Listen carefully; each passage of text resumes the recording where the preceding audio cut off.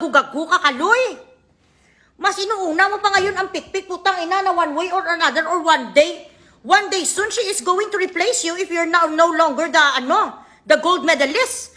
Olympiad ka nga, putang ina, wala ka naman pagalang sa nanay mo.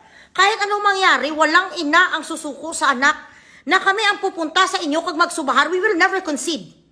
It doesn't exist in my vocabulary. Nga ako yung makonsid sa mga babata. Talang ka, nagaling ka ng bilatsing, iloy mo sa akon nga kwan, sa akong ginhawa, nagaling ka lang sa turos ng amay mo, tapos ako makonsid mo, hindi na yan matabo, bilatsing iloy, bisan ikaw pa ya si kwan, ikaw pa si Bin Laden. Hindi ko yung magkonsid sa mo. Karon, damo nagakwa, nagabaisay ti kay Loy, obligasyon kita, hindi ka mo gani mag-isip sang obligasyon, mga sapat. Wala na dapat gina-argue or it's not even debatable.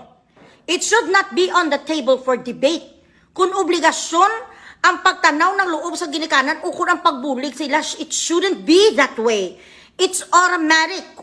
While nag-eskwela ka mo, gahambal ka dapat sa kulungan mo, pag ako nakapagtapos, Lord, huwag mo munang kunin si mama at si papa ko hanggang maging successful ako. Huwag mo munang kunin si mama at papa hanggang maging successful ako, Lord. Kasi gusto ko sila bigyan ng karangyaan. Gusto ko ma-experience si mama at ni papa ang life na hindi nila na-experience noon when we were still growing up. Ang lahat na ginasto sa iyo sa gymnast mo, inipo ng nanay mo kung tane, ang iloy ni Kaloy, madjungira, manugtong ets, gasyabo, permi lang ara sa diskon, whatever, madayaw mo lang sa sadamit, magaling na manamit si Kwan, si Angelica. Ti okay lang na alangan naman ngayon kung nag-gymnast, ang alangan naman bino, nag-gymnast ang anak mo, tapos ikaw yung duyagit. Ang pananamit mo naman niya dubo-sabos kasi syempre dapat magdamit rin siya mga nakabakles.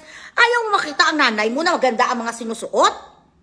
Sa mga yudiputa na lang palagi na lang sa sinumbatan yung ang mga nanay niyo, hindi may obligasyon, patay, huya ka ng klase sa pagkabata.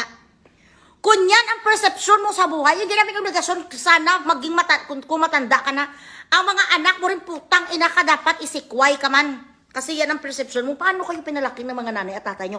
Ano ang naging peer pressure nyo? Ano ang naging influence sa inyo ng mga tao that you are around with?